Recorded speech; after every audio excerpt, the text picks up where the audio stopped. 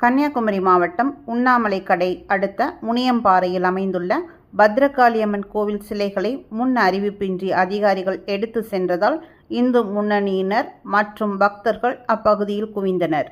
இது குறித்து இந்து முன்னணி மாவட்ட தலைவர் ஆறுமுகம் அவர்கள் அக்கோவிலின் சிறப்பு பற்றி சில தகவல்கள் வெளியிட்டுள்ளார்.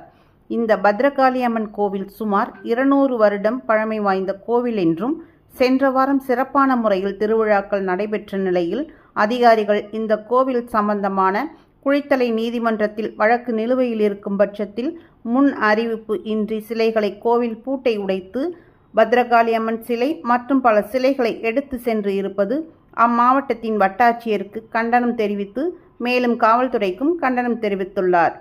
மேலும் இந்த செயல் நீதிமன்ற அவமதிப்பு நடத்தியுள்ளதாகவும், இது போன்ற செயல்கள் இந்துக்களை பழிக்கணும், இந்துக்களுக்கான உரிமைகளை பறிக்கணும், இந்துக்களுக்கு எதிரான அரசியல் சூழ்ச்சி நடந்தேறி வருகிறது என்று இந்து முன்னணி மாவட்ட தலைவர் ஆறுமுகம் இதில் குறிப்பிட்டுள்ளார்.